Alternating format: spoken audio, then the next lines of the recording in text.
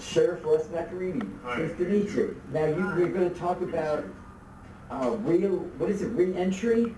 Whatever you like. Well, you did services for women on Mother's Day, the women, incarcerated women, and that's nice. That's really nice. Oh yeah, that was a good thing. I heard about it. And can you talk about also voting education for inmates that you've initiated? There's been a number of things we've initiated. I'm proud to say that San Francisco, out of the 58 counties in California, has the highest voter registered population inside our jail system of those that are in custody are registered to vote. Sure. And in terms of voter turnout, we have extremely high voter turnout participation rate as well too. Our Prisoner Legal Services department is very much an advocate for those that are in custody and formerly incarcerated, but their charge is in custody, and they do a lot with voter education rights.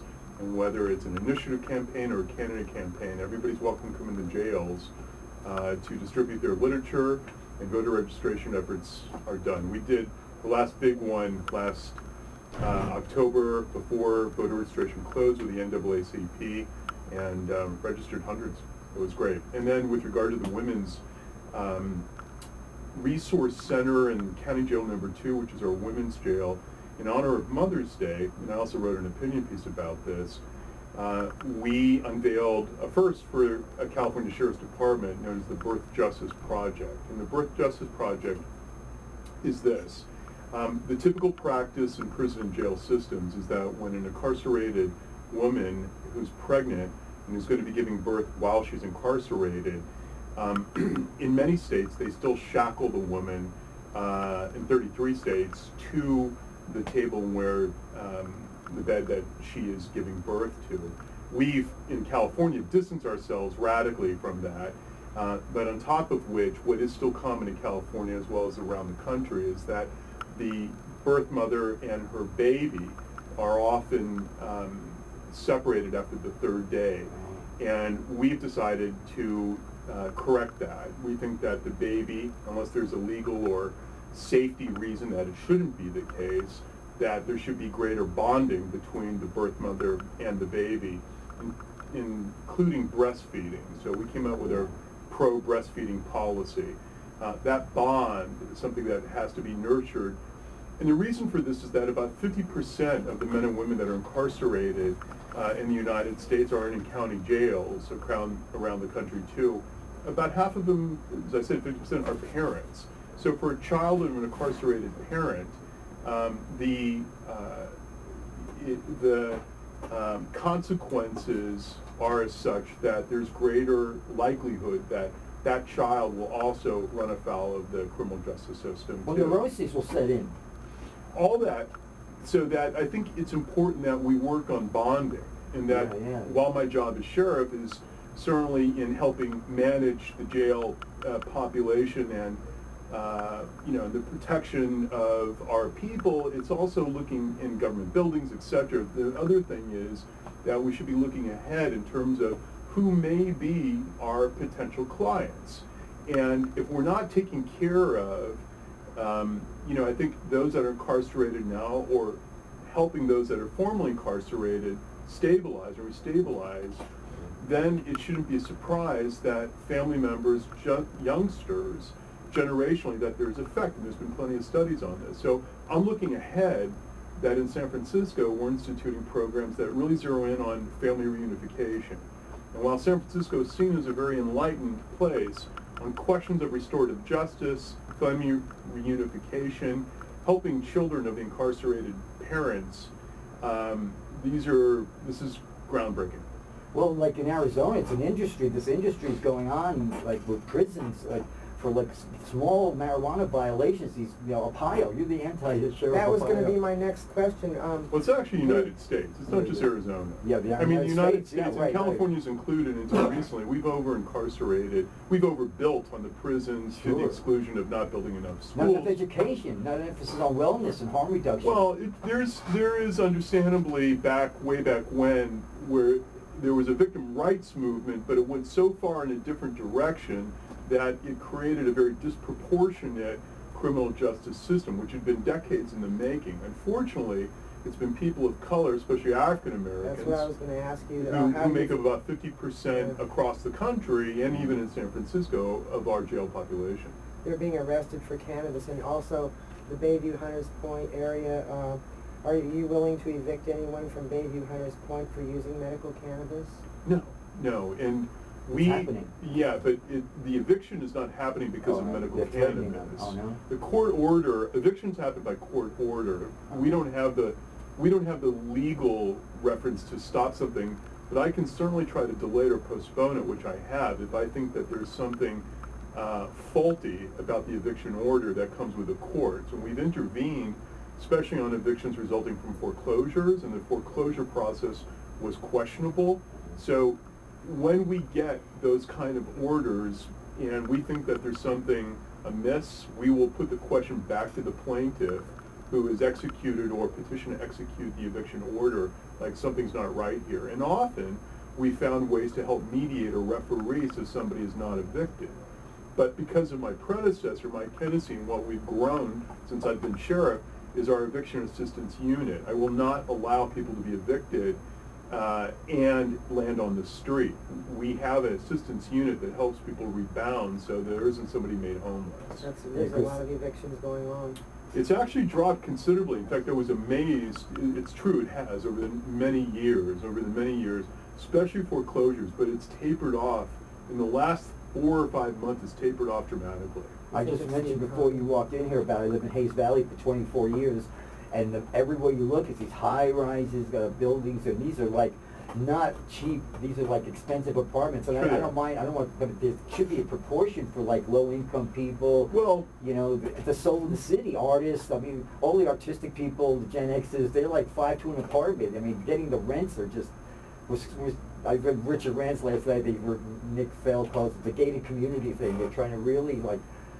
Well, and they've sort of made it hip in the eyes of those who, you know, are part of this high-tech industry and who have little time in San Francisco or new to San Francisco, may not feel the history as much of San Francisco. But I mean, really what's at the heart of the so-called soul of the city you're talking about, I think, is the classism that is beginning to really show its true colors. And more than just, I think, the questions of demography, race that's changing in San Francisco is the classism that's coming more into light. And it's cost prohibitive for people to stay in San Francisco. But you can imagine how much more so for somebody who's formerly incarcerated, coming out of the system. Yes. Thank you for what you're doing. Yeah, God bless you. I'm identifying the problem. If I'm actually getting something done, I think that the proof will be there. But the evidence, as it states right now, is it's a high bar, because for the thousands of people that are coming out of our system every year, we're trying to do everything we possibly can to make sure that they're not having to feel like they leave San Francisco because they can't afford to be here. Sure. Hello, caller. You're on the air with Ross Mirkarimi on the Psychic Frank Show. I was just happy to see Ross there, and it's just amazing to see Ross doing what he's doing and having a sheriff and being a part of trying to get him reassociated with his job. I mean, to have him ousted like that was very hard on the city, and just because he is a man for our city. And to think that he was doing so much for us before now and have that kind of stuff happen. Yes, So, I was just thanking you and Richard Rand for having these shows and making it so that we know that something is right in the city. And I thank you. Well, I just wanted to say, God I hope bless you. the show is repeated. Thank you. And I hope that we keep our station, Bayback. Well, you know, if it wasn't in a way for... that we get a few shows, repeated once in a while. Yeah, we are working that out, getting more re-airing. Well, you know, if it wasn't for Supervisor, we wouldn't have public access. He's the one who, God bless him, is why we have public I access. brokered the relationship between you guys Yes, to get him to we used to have a Bayback. statue of you. Yeah. We used to have a statue. As I said, when you said... That was a dicey piece of legislation, too. Yeah, Denise has Yeah, video of it. this is a very good show, and I hope they repeat it. Oh, yeah, I'm sure they will. Yeah, BAVC's doing all they can, you know, but, we're working it out. As a matter of fact, I'm under the impression that this whole studio was built with the stimulus money from the Obama thing. Part of the, I'm pretty sure the first meeting I went to with BAVC, they explained how this flash studio was, it was all cinder blocks when we started here 4 years ago. That's when BAVC started. I'm not aware of that. Yeah, I knew some contribution was sure. made. Yeah, I thank you guys. I really think we're really blessed. Yes, we are. Okay, let's keep a good thought. All Thank about you. democracy. Thank you Thank you. to the caller. Thank you. Appreciate that. Bye. Thank you for the goodwill. Yes, yes. So yeah, what you're doing is so good because we should be the like Sean is always saying, we should be like the starter city for all these humane things. San Francisco, our St. Francis, humane. Well, it has been happening in the criminal justice system, and I tell you the dividend is real and it's paying off. We have the lowest jail population per capita in the state of California. San Francisco is a major city. It's quite a thing for the sheriff to be able to say to folks, we have the lowest jail population. We are undercrowded to a point where, That's a good news. Well, it is good news, but I have to tell you that it's contributed actually to a whole nother issue that's before me, and that is that eventually 850 Bryant, the Hall of Justice, is going to be demolished because it's a sick, toxic building. We have 2 jails in there. There are 903 beds in those 2 jails. Before I came in office, years before, it was decided that they were going to replace those jails and replace the Hall of Justice. I said, I understand the need for the replacement because the conditions of the jails are deplorable, horrific actually. We can't get programming, it's a linear type jail, but we can reduce our overall jail space. So San Francisco, if we have our way, and while some may argue there should be no replacement, I wish that could be the case, but that would be unrealistic. But to replace with 30% less beds, we'd be the first county in the state of California to actually reduce jail space overall. And that speaks to the earlier comment you made about Arizona, and we're typifying that to United States. That's what realignment, state realignment is about. It's a challenge to the counties about what to do in terms of better rehabilitation for those incarcerated. So if we're lessening the need for jail space, we're working more effectively in terms of rehabilitation, we'll begin to forecast over the next 25 to 50 years, potentially, and it's hard to even imagine that we're talking in this context, but be able to forecast what we could be in a city with less crime and less jail space necessary, and look for more alternatives to incarceration. Now that may seem highfalutin, it may seem a little too unrealistic and imaginary, but those numbers are meeting themselves out where we're now adjusting our configurations on how to prepare for the future. And in some respects of the criminal justice system, I'm more optimistic than I've been in years about the direction that I think we're going, and calling attention to the disparities in the criminal justice system too. Yeah. One thing I got to put in, because I don't know how when you're going to Sheriff Arpaio, are you listening? Yeah. Well, I keep on hearing our president talk about he's trying to do it. See, I studied like science of mind for decades, and I believe in the spoken words. I always see the TV. I go, well, if he would just delete the word "try" from his vocabulary, I am and I have. I am doing this for the prison. Right. I never. The more I hear people in power say, "I'm trying," and most people say, "Oh," I have a lot of friends I went to high school with on the East Coast, professors at universities, and they make fun of me being. When I talk about the throat chakra being the most important chakra, because what you say becomes, and the more you say, when I hear people in power saying, I'm trying to get this done, Frank, I go, please, for the sake of the human world, say, I am and I have, delete the word try. It works, I tried it. Yeah, it really does work, just little things like that. And also, we're so involved with access of love and, Shota, and it's just about, it's especially the patients with cannabis being terrorized by the feds, Well, they're shutting down medical cannabis dispensaries to the banking system. Yeah. Well, they're going to put liens. This has been a collaboration, in my opinion, between the Obama and state authorities who decide that they want to target local governments that feel that are operating out of, in a realm that they don't appreciate. I think that it is incumbent upon local leaders to also stand up in defense of the Prop 215 and Senate Bill 420 rules in California, and I've been open about this, that I think we should pilot legalization in the state of California. I actually brought this up when the debate about Prop 19 occurred, even though Prop 19 was not well written in the way that it needed to, but I also predicted, and I'm right on the prediction because it's come true, that if the community did not come together and demonstrate a level of certitude and assertiveness towards the question of legalization, that they would divide the community, and they did. They isolated the medical marijuana community. They were able then to weaken it by coming down with the law, and then the spirit towards decriminalization, which means you're not going to be penalized for possession, legalization in terms of possession and retail, then shifted to other states, Washington State and then Colorado, where the jury is still out, but smartly they were able to collectivize a movement together to put it on ballot. Now, in the state of California, law enforcement authorities, elected sheriffs and police chiefs that I know, because I'm there in the room together, are watching very carefully what's happening in Colorado and in Washington. My vote is, instead, when I'm with them, instead of condemning what's happening, that we actually insist that we take in the lessons learned in case we may want to apply something here in a limited way.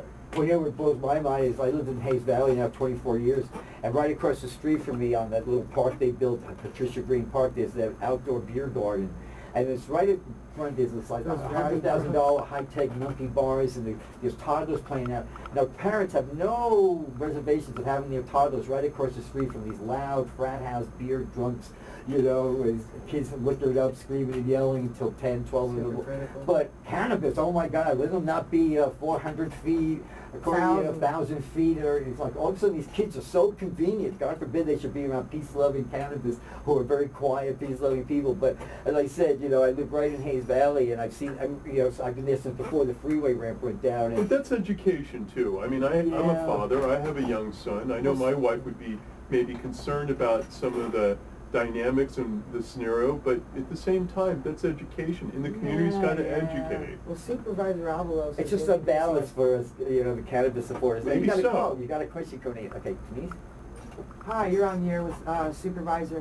Sure. Okay, I have a couple of questions for Ross. Sure. And one of the questions is, about how much time did you lose as sheriff going through all the stuff you had to go through? About 6 months. Well, about 6 months altogether. Okay, and you don't get that back at all? I did. I got my back pay back. I was taxed at 52% because it was in the aggregate instead of the normal bi-weekly. But I didn't pursue, because I just wanted everybody to move forward, I didn't pursue seeking recompense for legal costs or the other debt, significant debt that we acquired in that process. Okay, I wasn't actually even concerning the money involved. I was concerning the time lost on the job. Right. And that brings us to the next question, which is, how long do you have in your present position? How long have I been in this since the How long do you have left? What is your term? It's November 2015. Each term is 4 years. I was elected November 2011. All right. Okay, and the last question is, looking forward, do you have your eye on anything other, or would you like to be sheriff again? Oh no, I'd like to be sheriff again. I set out very overtly during my campaign for sheriff that Mike Hennessy, who's the longest serving sheriff in California for 32 years, he did a great deal. I'm clear on what we would like to do and would like 2 terms, you know, maybe more, but 2 terms I think comfortably helps us get where we need to go. Oh, very good, thank you. Sure. We need you in some progressive capacity somewhere Thank you. in government. Yes, thank you for the call. Yeah, Nick was fell on Richard Rance last night. Said, ask him when his birthday is, Frank. Is he an Aries? No, actually, my birthday is the same day as Barack Obama. It's August 4th. Leo. Yeah. Leo, far out. August 4th.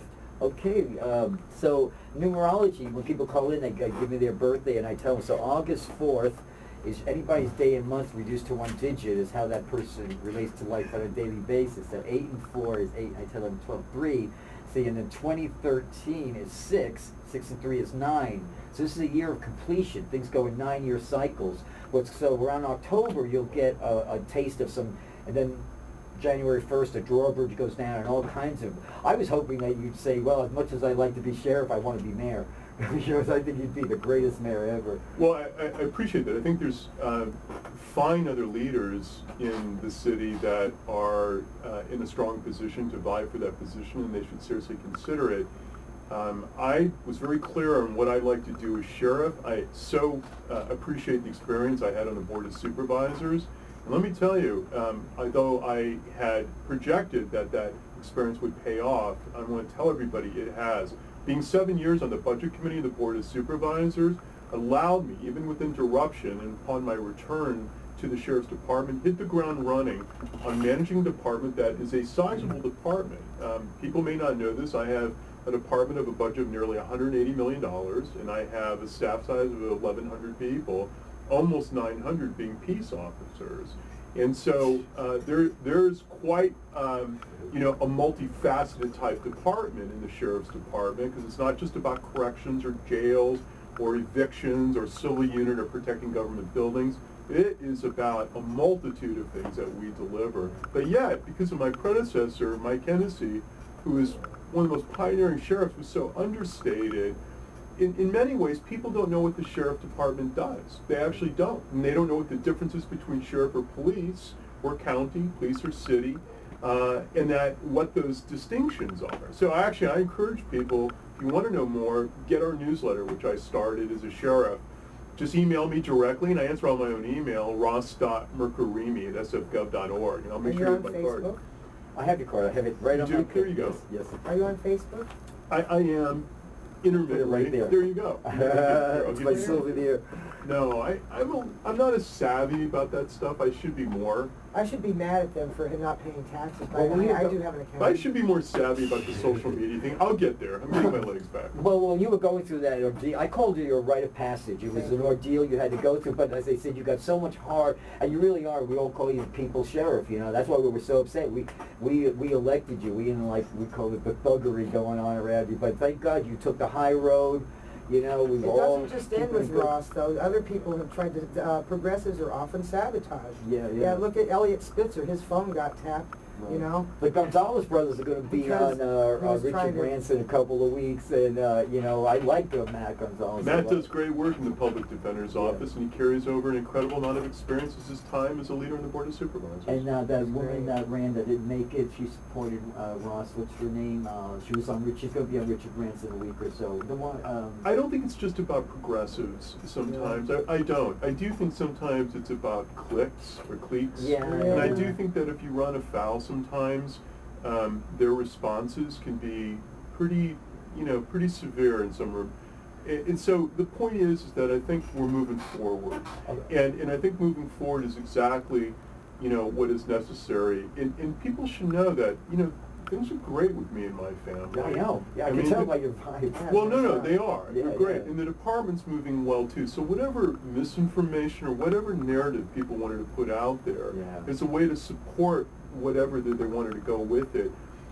I think all they have to do is ask us, my wife, me, my son, whomever, and know that things are moving forward. And for somebody who may have predicted that, somebody who went through that turbulence, myself, my family, everybody, that I would be handicapped from running a department, obviously that's not true. Okay, I want to ask you something. Because Most we have of- I 5 never minutes doubted you. left. Most of us I've never lived in doubted the right Hayes Valley, and I've been there. Everybody knows 25. We're so the guns, the shooting, the guns everywhere. What can we do? What can we do about? Well, I think we need to get more forceful about. It's an epidemic. Well, it is an epidemic across the country. I mean, when the Trayvon Martin issue and the Zimmerman verdict came in, what I did post on my Facebook is something, and now it's becoming more spoken about, that what I've always disliked is in this country, but I think what was prevalent in the case in Florida was the fact that there's this white anxiety that I think really helps prompt the vigilantism and a racial bias. And it invites organizations like the National Rifle Association, which people do not talk enough about, is the principal advocate for stand your ground laws. So in the many states, and California doesn't have this law, but in many states that have adopted stand your ground laws, only exacerbates that tension that exists, that has already been, decades in the making for the longest time. And so I agree with the president and other voices, but I hope that it's more than just rhetoric. There needs to be a frontal assault in repealing those laws, because it puts guns in the hands of even sometimes the most well-intentioned people who do, I think, regrettable things because they have the access to a gun in a way that I don't think they should, because it's manifested by an anger response. You don't count to 10. Take a walk around the block. Yeah. Me is not But on much the other fun. hand, keep in mind, and I watch these statistics, that between the time of when Trayvon Martin was murdered, when he was shot and killed, and the time that the trial had concluded, Yeah. 11,000 African-American men were killed in the United States by handguns. And so what that says in that time, and that's more than, of course, Afghanistan and Iraq combined, what that says that is in the level of poverty and the level of displacement and disproportionate attention placed in areas where we have to get to the root causes that help propel this reality, means that it's access to guns. It also means that people are taking their own lives into a place where it's only becoming life-threatening because of the lifestyle in that regard. And I think that's something where society is failing, and they're failing themselves. It's crazy. It is so crazy there. Well, okay, well, we got 848, 49. Well, the cable news networks are feeding the frenzy. Fear is an industry. Yeah, It's hate, yeah, fear, fear-mongering. bigotry. Well, yeah, law it's a whole enforcement and industry. criminal justice system, it's always been its partner. Well, Fear thank God, is. I always say public access TV is democracy, and now Comcast, as they said, it was a month after Comcast took over, Bayback took over. I remember the first month when we all started this, they were showing the tags on the show, but now when you pick up your remote control and press 2279, the two cable access shows, you still see to be announced. And what it is Comcast wants Bayback to pay them like thousands of dollars several times a year to tag the shows like they've been doing. So they say, I want to support public access. It's my way of giving back. Well, paying we're it actually back. looking forward It would be so much more popular if the people would. through an intermediary. Actually, we're looking to work with Bayback in the jails. Yeah. So no, we're actually talking about it But now. people can't even press their remote and see if they're watching something. What am I watching? To be announced, No, I get it. Yeah, it's But that rude. requires advocacy more than you all, because you're directly involved and you have something at stake.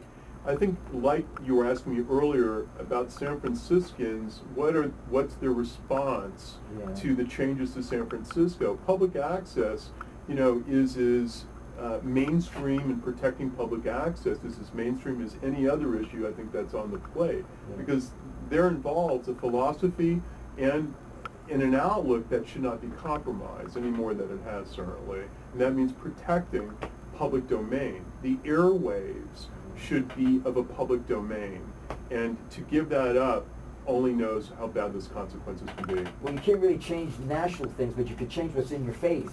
Making the world whatever you've got to deal with. It's like if you change what's local, eventually you'll get changed national. That's why Access of Love and I, my family there, we're at wherever we can. We've got 2 more minutes left. Thank you, we support you all we can. Thank you very much. You've got Very a nice of heart, you to man. say. And if you had to go through that, it was a pain, like Carl Jung said, without pain there can be no movement. So you had to have that pain to get, blossom into this totally caring, the soul of San Francisco right here. He's done a lot for the cannabis. Oh, community. yes, you really have. God bless you for that. And I hope that the cannabis community is able to come together from the medical perspective, from the recreational, from the retail, and really help develop a more measured response in California, and do so in a way that it challenges the fact that marijuana remains a Schedule I violation in the eyes of the federal government. If Congress isn't going to do something about it, then the largest state in the union should step up. That's right. Okay, I'll be back here on the August 12th and the 26th. And you want to say your website again? Oh, well, sfsheriff.com, and our newsletter, Ross.Mirkarimi, Mirkarimi.